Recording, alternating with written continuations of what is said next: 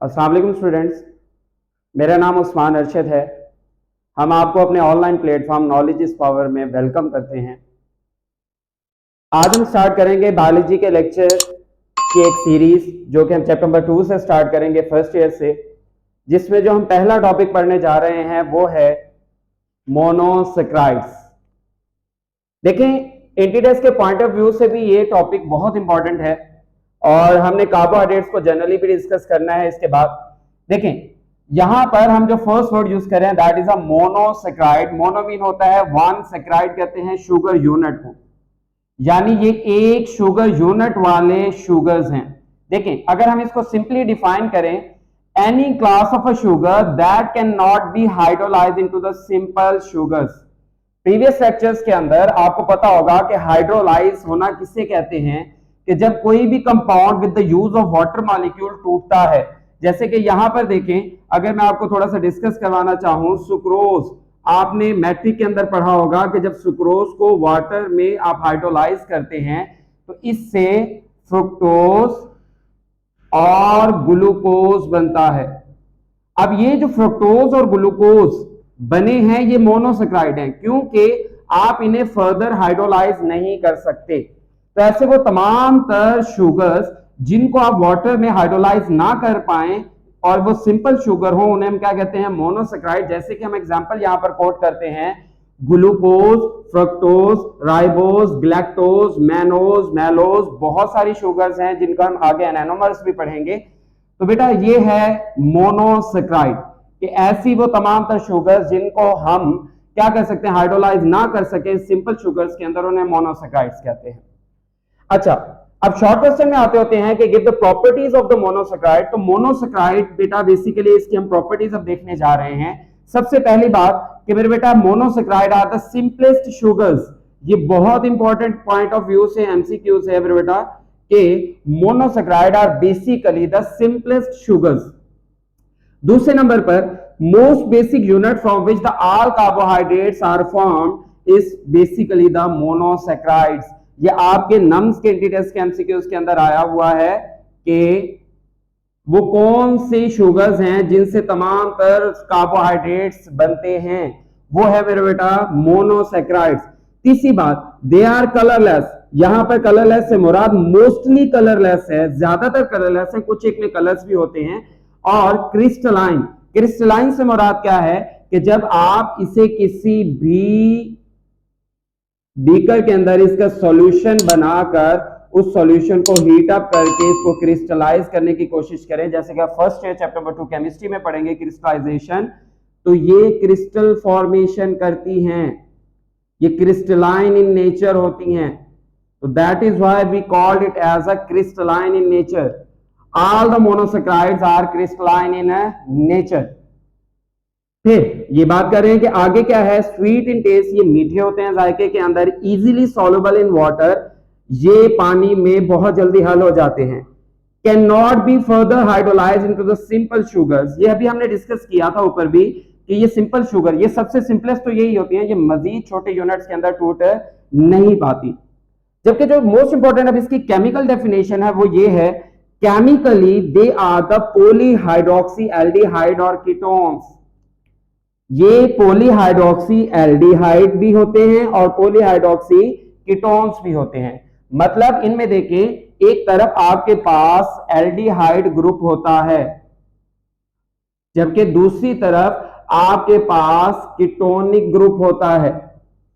तो ये दोनों तरह के मोनोसेक्राइड हो सकते हैं, इसमें एल्डिहाइड भी हो सकते हैं और साथ पॉलीहाइड्रोक्सी यानी बहुत सारे OH ग्रुप्स भी हो सकते हैं, वो आगे हम डिस्कस करेंगे। और ये कीटोनिक ग्रुप भी इनके अंदर as an functional group use हो सकता है। अच्छा, अब दरअसल देखिए बेटा, आखिरी जो बहुत इंपॉर्टेंट पॉइंट है वो ये है कि all carbon atoms in a monosaccharides have OH। ये जरा देखिए, अगर हम इस ग्लूकोज के स्ट्रक्चर की तरफ आए तो आप जरा यहां पर देखेंगे कि यहां पर 6 कार्बन हमने क्या किए हैं, यूज किए हैं। इन 6 कार्बन के अंदर देखें, second, third, fourth, fifth and 6, 6 के 6 कार्बन में से जो आखिरी 5 कार्बन है उनके पास OH ग्रुप्स हैं, सिवाय एक कार्बन के जिसके पास अपना एक फंक्शनल ग्रुप है। सेम लाइक दिस, अगर आप राइबोज के अंदर भी देखें तो यहां पर जो कोई 5 कार्बन शुगर है, यहां पर भी लास्ट 4 कार्बन के पास अपने OH ग्रुप्स हैं सिवाय फर्स्ट कार्बन के। तो जितने भी मोनोसैकेराइड्स होते हैं उनके ज्यादा कार्बन एटम्स के पास अपने हाइड्रोक्सिल ग्रुप होते हैं, जबकि सिर्फ एक कार्बन एटम ऐसा होता है जिसके पास या तो अपना एल्डिहाइड ग्रुप होता है या क्या होता है, कीटो ग्रुप होता है। और सबसे इंपॉर्टेंट बात जो कि आपके एमसीक्यूज के पॉइंट ऑफ व्यू से बहुत इंपॉर्टेंट होता है वो ये है कि मोनोसैकेराइड्स के अंदर नंबर ऑफ कार्बन एटम्स कितने हैं। तो मोनोसैकेराइड्स के अंदर number of carbon atom 3 to 7 होते हैं। Minimum number of carbon atom that are found in a monosaccharides are 3 to 7। बहुत इंपॉर्टेंट एमसीक्यूज है। अच्छा, अब हम चलते हैं अगले पॉइंट की तरफ, that is the forms of monosaccharides. Monosaccharides की बेसिकली 2 फॉर्म्स होती हैं। पहली फॉर्म कौन सी होती है स्टूडेंट्स, ये देखिए, ये होती है एल्डो शुगर या कीटो शुगर। अभी हमने प्रीवियस लेक्चर के अंदर बच्चों ये डिस्कस किया था, या प्रीवियस पॉइंट के अंदर ये डिस्कस किया था कि या तो ये पॉलीहाइड्रोक्सी एल्डिहाइड होते हैं, मतलब इनके पास हाइड्रोक्सिल ग्रुप के साथ कौन सा फंक्शनल ग्रुप अटैच होता है, एल्डिहाइड, या इनके पास जो फंक्शनल ग्रुप अटैच होता है वो होता है कीटोन। तो इसी पॉइंट ऑफ व्यू से अगर किसी मोनोसैकेराइड के पास एल्डिहाइड ग्रुप मौजूद हो, किसी भी मोनोसैकेराइड के पास अगर क्या मौजूद हो, एल्डिहाइड ग्रुप मौजूद हो, तो उसे हम क्या कहते हैं, aldo sugar. The monosaccharide that contain aldehyde group is called as an aldo sugar, and the second type of sugar which contain the ketonic group as in a functional group, this is called as in a keto sugar या keto group sugar भी इसे कहा जाता है। जैसे कि आपकी book के अंदर एग्जांपल दी गई है ट्रायोज की। अगर मैं आपको प्रीवियस आपके बुक्स के डाटा से बताऊं तो आपकी बुक्स में आपने मैट्रिक के अंदर भी ये पढ़ा हुआ है, ग्लूकोज के अंदर एल्डिहाइड ग्रुप होता है, फ्रुक्टोज के अंदर कीटो ग्रुप होता है। तो इस वजह से हम ग्लूकोज को कहते हैं एल्डो शुगर एंड फ्रुक्टोज को हम क्या कहते होते हैं, कीटो शुगर्स कहते होते हैं।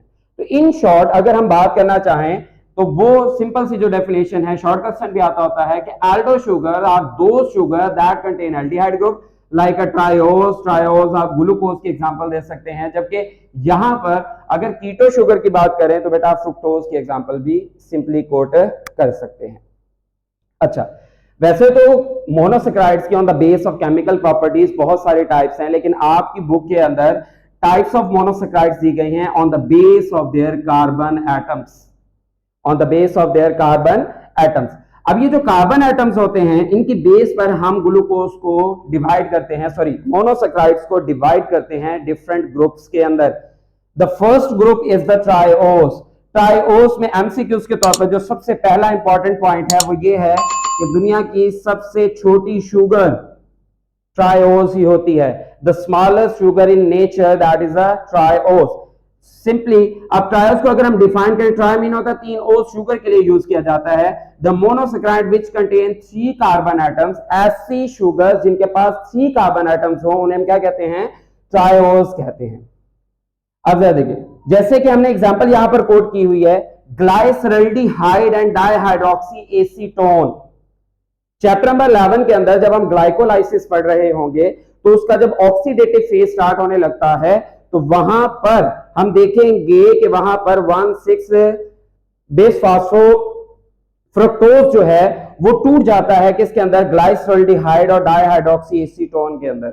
ये 3 कार्बन वाली 2 शुगर्स बनती हैं, वो इंशाल्लाह हम डिस्कस करेंगे चैप्टर नंबर 11 के अंदर, जो फोटोसिंथेसिस भी और सेलुलर रेस्पिरेशन के अंदर भी क्या होती है, इंटरमीडिएट होती हैं, क्योंकि ये फोटोसिंथेसिस के दरमियान में भी बनती हैं और ये रेस्पिरेशन के दरमियान में भी बनती हैं। तो ये एमसीक्यूज के तौर पर भी आ सकता है कि कौन सी शुगर्स हैं जो फोटो रेस्पिरेशन या फोटोसिंथेसिस या सेलुलर रेस्पिरेशन के दरमियान में इंटरमीडिएट के तौर पर या इन दोनों में बनती हैं या यूटिलाइज होती हैं।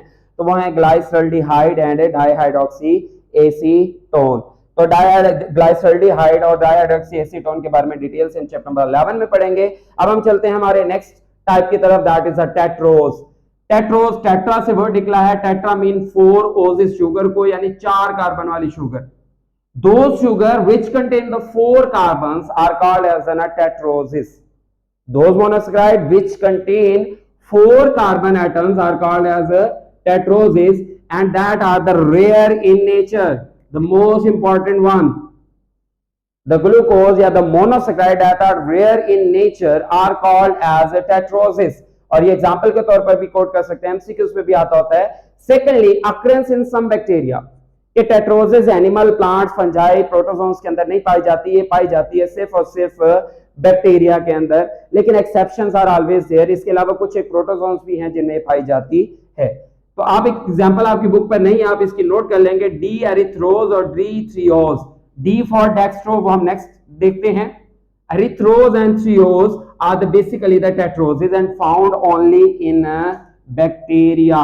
ये भी एमसीक्यूज के तौर पर पॉइंट को आप ध्यान में रखेंगे कि tetroses are rare in nature and tetroses are found only in bacteria. देखिए नेक्स्ट टाइप है, दैट इज द पेंटोसिस. पेंटोसिस क्या है? कहते हैं कंटेन 5 शुगर. पेंट प्लस पेंटा से निकला, पेंटा मतलब 5 होता है, ओसिस कहते हैं शुगर को. 2 sugar which contain 5 carbon atoms are called as pentoses. And very common carbohydrate, सबसे कॉमन कार्बोहाइड्रेट है, आपकी बुक की लाइन है, आप इससे एमसीक्यू के तौर पर देखेंगे. Very common carbohydrate that is a pentoses. Secondly, इसके एग्जांपल अगर हम देखें तो example ribose and deoxyribose. Ribose and deoxyribose are the example of pentoses. मतलब C5 शुगर्स भी इन्हें कहा जाता है. Simply they are also called as the C5 sugars.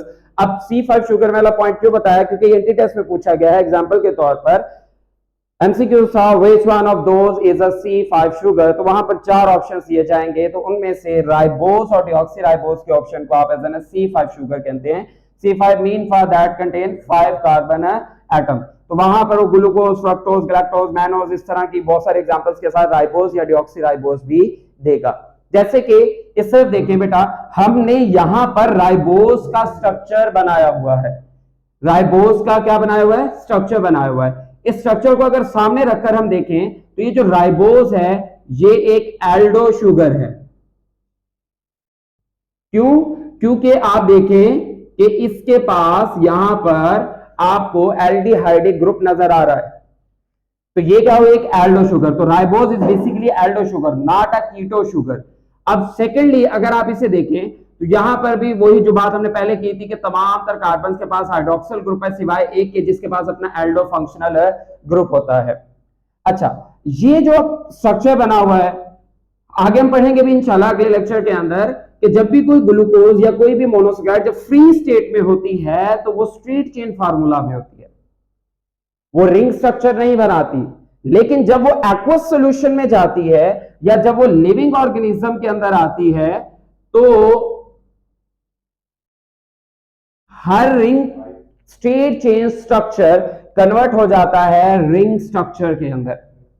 तो ये जो राइबोस है ये बेसिकली इसका रिंग स्ट्रक्चर है. जब ये लिविंग ऑर्गेनिज्म की बॉडी के अंदर पाई जाएगी, जब ये फ्री स्टेट में पाई जाएगी, मतलब with in a body of living organism, मतलब एक्वस मीडियम में नहीं होगी, ये पाउडरी फॉर्म में होगी या फ्री स्टेट में होगी, तो ये स्ट्रेट चेन फॉर्म में होगी यानी नॉन रिंग स्ट्रक्चर होगा. लेकिन जब ये लिविंग ऑर्गेनिज्म की बॉडी में पाई जाएगी तो ये क्या होगा? रिंग स्ट्रक्चर में पाई जाएगी. अच्छा, आगे भी हम डिस्कस करते हैं. यहां पर हमने 2 शुगर्स का जिक्र किया है, राइबोस एंड डीऑक्सी राइबोस. देखें, ये है राइबोस, रिंग स्ट्रक्चर है, इसे हम राइबोफ्यूरानोस जो कल के लेक्चर में हम डिस्कस करेंगे एंटी टेस्ट के पॉइंट ऑफ व्यू से, कि जो राइबोस है या राइबोफ्यूरानोस है, अगर इसके कार्बन नंबर 2 से अगर आप एक ऑक्सीजन रिमूव कर दें, स्टूडेंट्स आप यहां पे देख रहे हैं यहां पर पहले ऑक्सीजन था, लेकिन अगर आप राइबोस के रिंग स्ट्रक्चर में से उसके कार्बन नंबर 2 के ऊपर से ऑक्सीजन रिमूव कर दें तो then this structure is basically called as deoxy ribose. इसे आप क्या कहेंगे? डीऑक्सी राइबोस कहेंगे. दोबारा सुन लें, शॉर्ट क्वेश्चन में आता होता है differentiate between the ribose and deoxy ribose. तो बेटा राइबोस का स्ट्रक्चर ये है, 5 कार्बन शुगर है, जबकि अगर हम carbon number 2 of the ribose, if oxygen is removed from the carbon number 2 of the ribose, then this sugar या ribose is called as deoxyribose.